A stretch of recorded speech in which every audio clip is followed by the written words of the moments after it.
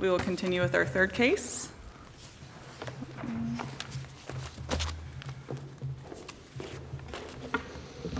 Thank you, Your Honors.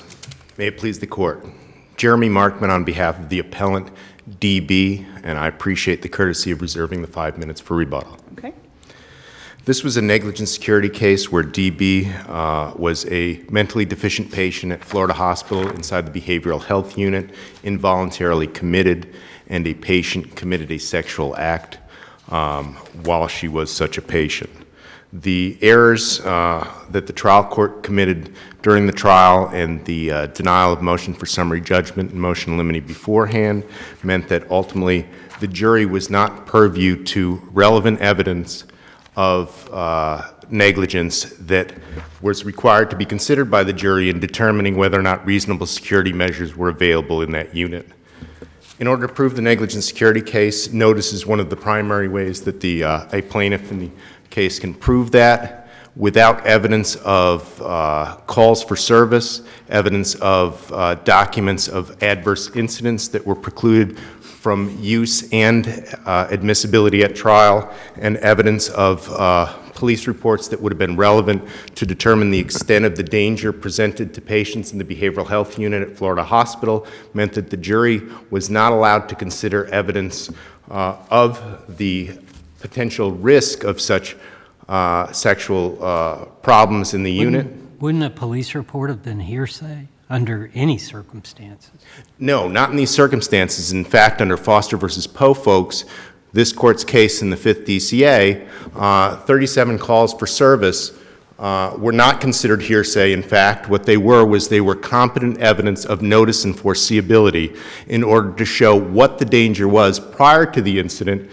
And in fact, the Serwinski case out of the 3rd DCA held that evidence of that sort, including police reports and calls for service, can be used in a 5-year time span before the incident to show directly notice and foreseeability, because without that notice of what the incidents are, how severe the incidents are, how often they happen, the jury can then not make a determination as to whether or not security measures are reasonable and how extensive the security... I mean, evidence that the police were called because of a request for service is one thing, but the contents of a police report, how is that not always going to be hearsay?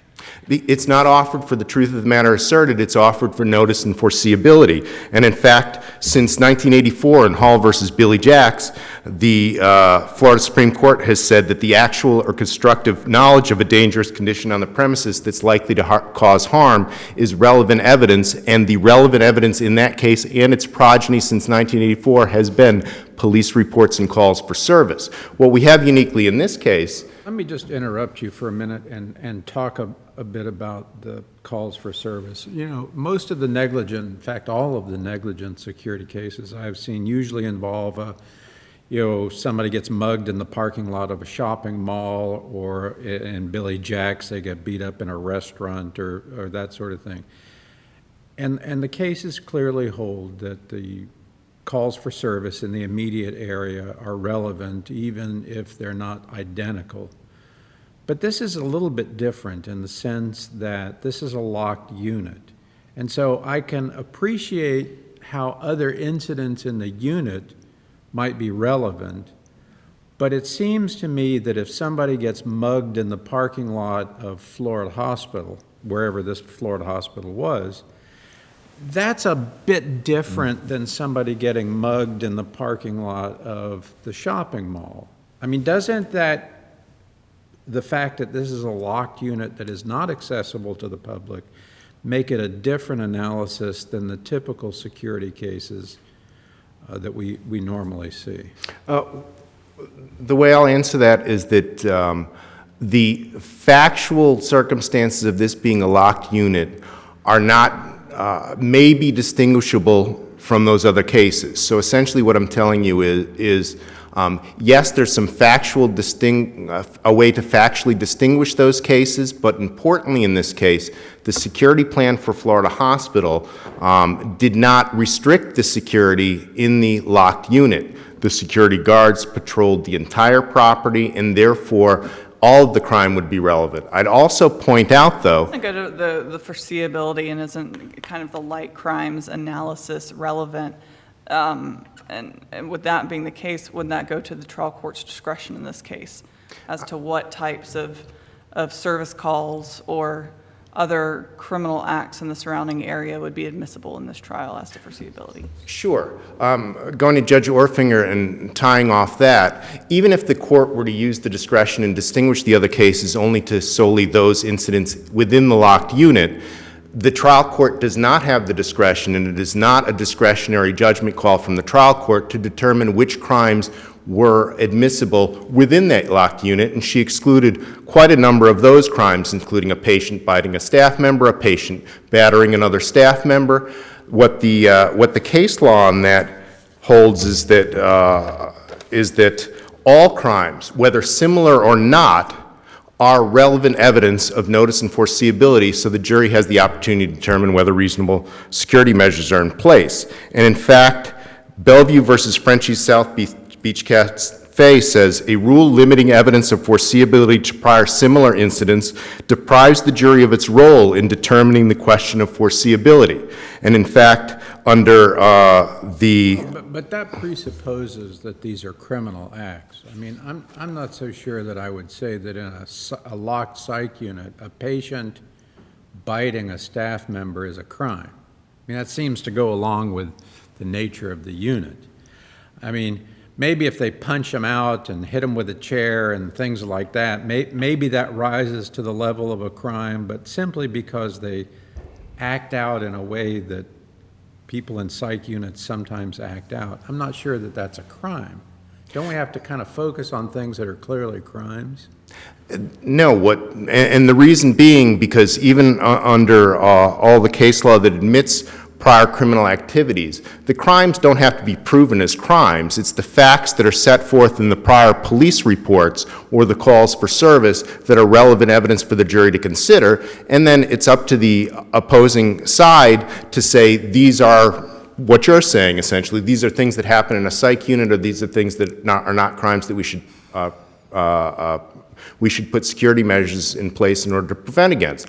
But when you look at, for example, a patient battering another patient, when evidence of that is precluded and the jury is not allowed to determine that issue, it doesn't matter whether it's in a locked psych unit or not, and it doesn't matter what the specific intent of the institutionalized patient who battered the other patient is. What's important is, what did they do to provide a reasonably safe premises for the patient who got battered? Or in this case, what did they do to provide a reasonably safe location for DB who was assaulted here? The fact that a institutionalized patient may or may not have a mens rea to rise to the level of crime doesn't mean that a jury should be precluded from the evidence of the act and the potential injury or violation to the innocent patient. Help me understand the facts of just a little bit better. You wanted to introduce evidence of calls for service for the greater campus area, is that right? Initially, yes. And the judge said no, the fact that there was a car break-in or a mugging in the parking lot isn't relevant to this locked unit. Correct. To what extent did you want to introduce evidence of other, what you'd call criminal acts inside the unit that you were precluded from discussing? There was a great extent of those that were excluded, and those were excluded both in the calls for service for the locked unit and in police reports for things that happened inside the unit, and the Amendment 7 documents that were precluded from being used or admitted at trial. And the Amendment 7 documents were precluded completely from both use in discovery and use at trial. There were no questions allowed to be used. And those Amendment 7 documents included documents, for example, of an alleged rape that had the facts that were exactly like this one, and it's within the record in the supplemental record on appeal, that you can see the incident report that Florida Hospital created from that prior incident that reads just like this incident. Is the plaintiff's expert able to review the incident reports in forming the opinion? Yes. That would be a use in discovery. The trial court allowed the security expert to opine based upon a review of the reports. The only evidence that was allowed of those reports was the number of the reports, not what happened, and most importantly, not what Florida Hospital did in response to knowing about these prior incidents. Did they review the security? Did they add additional security? Did they put a unit clerk there in order to watch the video so people don't go, so a male patient doesn't go into a female patient and assault them? None of those questions were allowed, and that evidence wasn't allowed in the purview of the jury because the only thing the jury got from those Amendment 7 documents were the number of incidents within a 5-year period prior to this incident. And that's important because when we're looking at the constitutional amendment that allows these documents, what the appellee is arguing is that the purpose of those the purpose of the Florida citizens passing those amendments should be undercut in any type of litigation. I don't think they're saying it should be undercut. I think they should be limited to the plain language of the constitutional amendment. It's our position that the plain language of the constitutional amendment allows discovery of those documents, and then, of course, once they're discovered, the traditional rules of evidence should apply. And once a relevance analysis is done, based upon the case law that I previously cited, those documents become relevant. What the appellee is attempting to do is ask this court to add additional language into the constitutional amendment that actually reads language barring its use once discovered.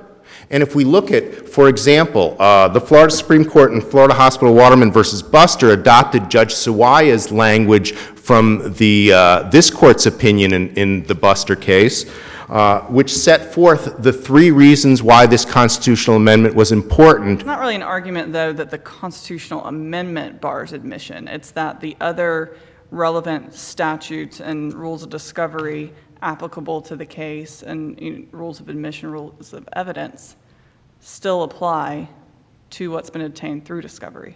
Well, I've addressed the relevance issue on that. They are arguing that there's a statutory provision under the risk management statute that bars its admission. That's 395.0197. Important, and that's what they're saying bars admission or use. Understand, use in discovery. The appellant was not allowed to ask questions of Florida hospital employees about these prior incidents if they were discovered through the Amendment 7 documents. And what the Florida Supreme Court has said on that issue in Charles versus Southern Baptist Hospital, most recently in 2017, is they looked at that same statute, 395.0197, the risk management statute, and said that that is not a bar to discovery. And so they've abrogated that statute. Realistically, with regard to this constitutional amendment, this is a case of first impression for this court because no other court in Florida has discussed the use and admissibility of these documents, but each time that... And that could be consistent with access. The constitutional language provides access, which is consistent with the language from the Supreme Court cases. I think your argument, at least it seems to me, is that we should also read access to mean admissibility. No, I'm not asking you to read anything into it. All I'm asking you to say is once you can access those documents, just apply the traditional rules of evidence, and this provision under the risk management goes against what the Florida Supreme Court has said about the purpose of the amendment. So when Judge Sawaya's language from this court was adopted by the Florida Supreme Court, Judge Sawaya said in the Buster case that it allows access through policing these healthcare institutions in discovery and litigation. The purpose of the amendment was not solely so if you're picking a doctor or healthcare institution, you can see what bad things happened in the past, nor is it solely if you have a healthcare provider, you can see what bad things they're doing when you're getting the care, but it's also to use it at trial, both in discovery and at trial, in order to hold those healthcare institutions accountable. What Edwards in the Florida Supreme Court's case said that there was a sea change because we could no longer trust these institutions to police themselves. It's like the fox guarding the hen house. And how do you get around the fact that access is defined in the constitutional amendment? Have access to any records means, and then it defines You don't have to get around it, because once access is provided, then the traditional rules of discovery apply. And when we're talking about traditional rules of discovery, the only thing that they're relying on that is the relevance under 403 analysis. They're admitting that it's a 401 analysis relevance, meaning that these are relevant and the case law allows them to be not just used, but admissible. The only thing, the only other argument they have is the risk management privilege, which has been, when the Florida Supreme Court was confronted with that in the discovery context, they completely abrogated that portion of the risk management statute. This court does not have to, but can, abrogate the portion with regard to admissibility under the risk management statute based upon the same reasoning and the same justification that the Florida Supreme Court did in Charles and Edward in Charles. What would the justification be for finding that language regarding admissibility in these statutes is completely inconsistent with the constitutional provision? Because it's our position it's completely consistent with the constitutional provision, because the constitutional provision and the Florida Supreme Court has said you have an absolute right to these documents. And when you're talking about the language of the Florida Constitution, have access to records were defined as addition to any other procedure for producing such records provided under general law, making the records available for inspection and copying. Once they're available to a plaintiff in litigation, then the only rules that should apply are the traditional rules of evidence with regard to relevance under 401 and 403. So that's completely consistent with the language of the Constitution, because the Constitution provides an absolute right to access, and then once you have a right to access, then trial courts can apply the traditional rules of evidence to see whether or not it can be used and admissible. And implying... Unless there's a statute that says it's not admissible. Well, except that in this case, the statute and what the Florida Supreme Court has said is, because of the sea change in the Florida patient's right to know statute, our constitutional amendment, those statutes and prevention of access to those records are abrogated. So this court can also find that the provision with regard to admissibility is also abrogated. How would we find that, though? How would we find that a provision regarding admissibility? There is a rule, I think you would agree, that statutes should be read as consistent with the Constitution if possible. There's also a rule that a constitutional amendment does not implicitly overrule a previously existing statute unless they're completely inconsistent. So how would we say that a rule regarding admissibility of documents is completely inconsistent with the right to access? The way you can say that is because the purpose of the legislative intent and purpose of the constitutional amendment was to provide such access, and then the traditional rules of evidence apply, and the traditional rules and providing such access means that the purpose of the constitutional amendment would be completely undercut if you weren't allowed to use it or they weren't admissible. How is that different, for example, from the accident report privilege? I mean, the accident report is certainly discoverable, but the contents of it are not admissible. I mean, how is this any different? Just because something's discoverable doesn't necessarily equate to admissibility. Well, the way that's different is, one, we have a constitutional provision that allows an absolute right to access, and two is that the accident report privilege doesn't preclude the use in discovery or use at trial of what is revealed in an accident report. It does preclude admission, but you're still allowed to ask questions during discovery, and if those questions are inconsistent or you can use it under other provisions, then you are allowed to use those in discovery and at trial, even though you don't actually put the accident report into evidence. I only have a very limited amount of time, if I could reserve. Thank you.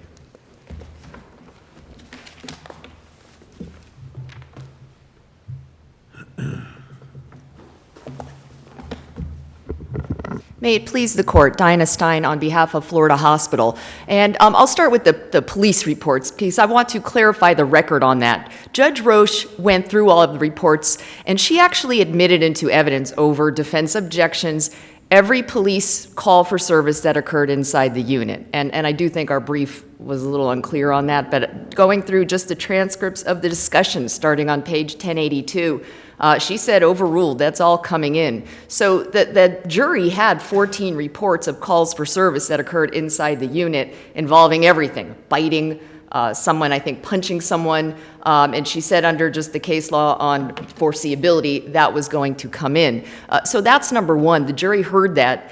Plaintiff hasn't put into evidence what was excluded, and as Your Honor pointed out from the transcripts, it appears that it's things that were outside of the center, like community calls for service. This case was not about that. This was something that happened inside a locked unit. There was no allegation in this case about anyone entering the unit improperly. This was just about something that we admitted, the defense admitted, was foreseeable, patient-on-patient sexual encounters in a mental ward, and whether there was proper security in place to prevent it. So the police reports is a non-issue. Everything that we didn't even want to come in came in, and she only excluded the calls for service that occurred outside the locked center.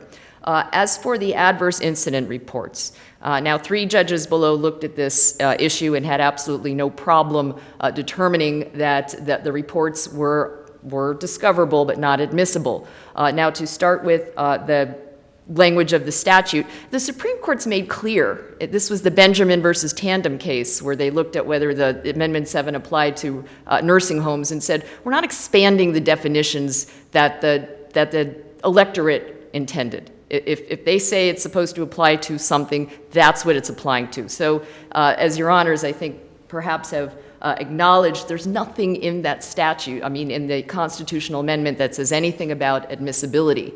And so we... Your position is that the admissibility or the inadmissibility is governed by the peer review statutes and that sort of thing? Purely by the... Yes, Your Honor. What does the language in those statutes, and there's 2 or 3 of them, and they all say pretty much the same thing. The language says that if information, documents, or records are otherwise available from the original source, they're not shielded from discovery and use in civil actions. So, for example, I'll make up a hypothetical. They get an adverse incident report, a Constitutional Amendment 7 report that says that patient X was sexually assaulted by patient Y, and it was witnessed by Nurse Jones. Are they able then to go out and and let's assume we agree with you that they can't admit that into evidence. But can they go to the original sources? Can they go take the deposition of Nurse Jones and say, hey, did you see patient X sexually assaulting patient Y? I don't see any reason why not. I mean, would you agree with me that under that language in the statute that says you can use original sources, that Nurse Jones, in my hypothetical, is an original source? She witnessed the incident, and so they would be free to do that if they chose to.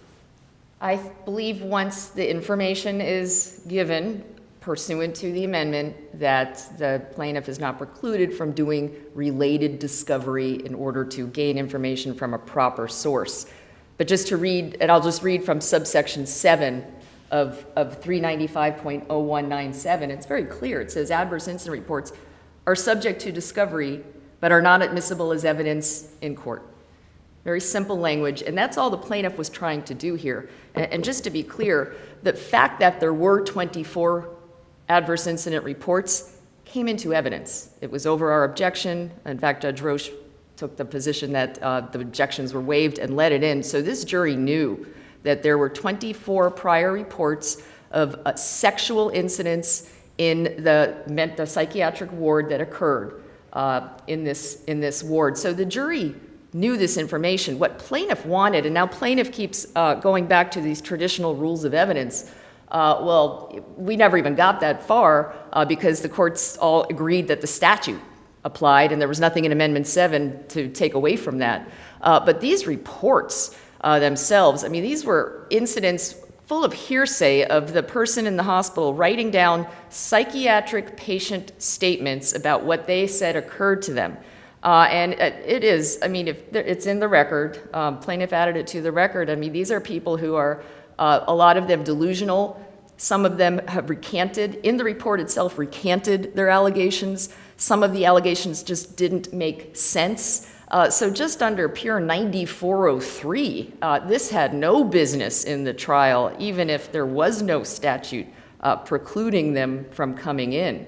But again, let me try to understand in my mind. So we've got our Amendment 7 documents, which everybody agrees are discoverable your contention is, are not admissible. But you would agree that under the peer review statutes, that the original source of those information, if they learn that Nurse Jones witnessed an incident and they're particularly interested in that incident, for example, you don't think there's any reason under the statute why they can't go out and take Nurse Jones's deposition and then argue, well, they are obviously on notice that this was something that happens, but apparently that wasn't a dispute anyway. Well, and I preface this by saying, and I intend to answer Your Honor's question, but this wasn't an issue here. So and I don't want to say anything wrong, it would be our position that you can't do oral discovery on Amendment 7 type information, which has not been addressed by an appellate court. In other words, you can't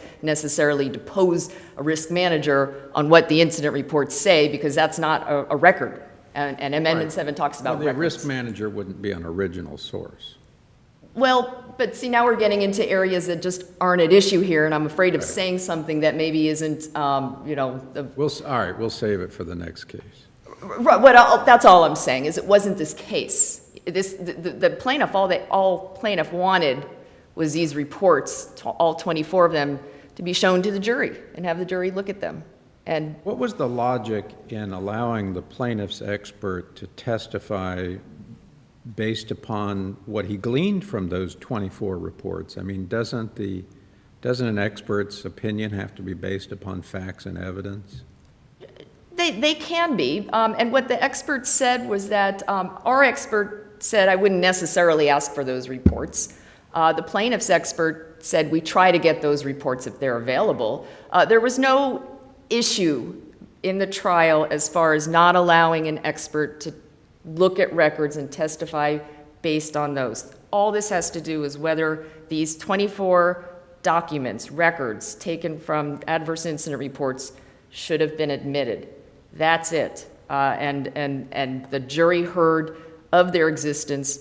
Plaintiff hammered on it in closing to the point that the judge stopped him, but I mean, it was very much known to the jury. And just to add one other pertinent fact, the hospital never disputed that sexual incidents between psychiatric patients are entirely foreseeable.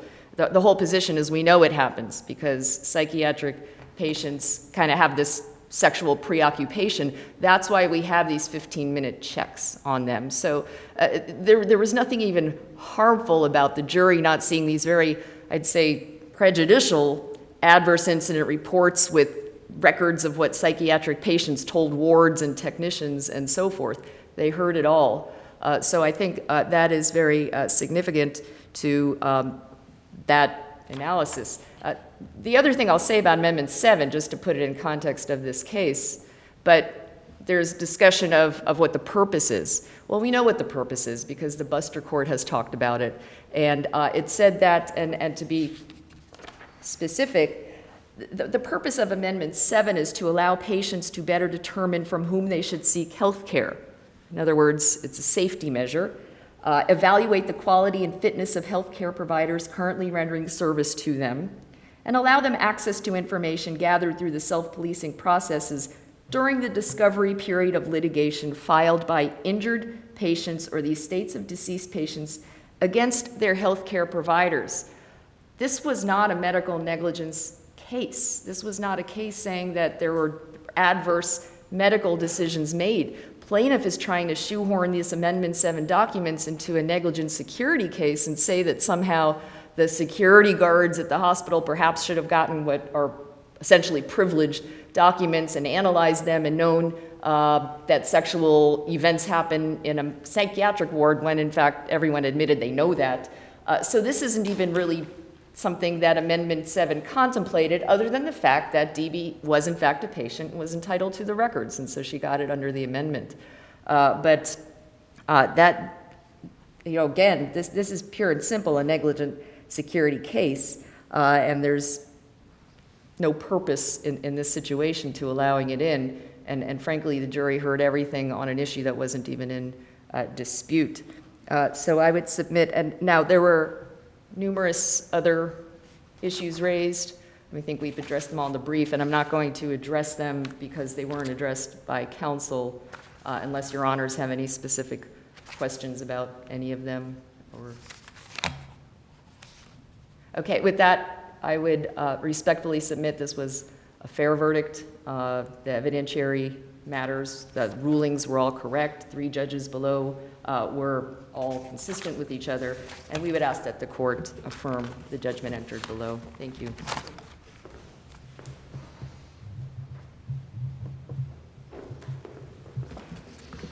Thank you, Your Honors. Directly with regard to your question, this case does involve the preclusion of discovery from original sources, just like what the hypothetical was that you provided. We were not allowed to go and depose Nurse Jones, and I think in the record on appeal, it was Judge Kess's order that precluded such discovery. We weren't allowed to ask or subpoena any other witnesses in that regard to ask them about anything that arose from what we discovered in the Amendment 7 documents. I think that's found in the record on appeal. I believe it's the 1129 in the record. Help me remember, though, is that one of the issues that we're asked to consider on appeal? Yes, because what I've said is I've said that the use and admissibility of these Amendment 7 documents was precluded. So I wasn't allowed to ask any questions of risk managers, call any witnesses, or ask any questions in discovery of this. And then when I attempted to proffer the answers from the only one I was allowed to ask questions, but they weren't required to answer, which was the risk manager at trial, I was precluded from making the proffer, which is reversible error right there, because this court doesn't have the questions and answers that I would ask the risk manager based upon those Amendment 7 documents at trial, because the trial court precluded me from making such a proffer. And then I would also point out, if this was a juvenile ward versus an adult ward, we wouldn't be having these issues, period. The issue of consent that was argued by the appellee in this case would not have been an issue, and the undisputed facts show that she had no ability to consent. So I would ask this court to reverse and remand to direct granting of the motion for summary judgment and motion limiting on the issue of consent, and remand for a new trial. Thank you. Thank you. Thank you both.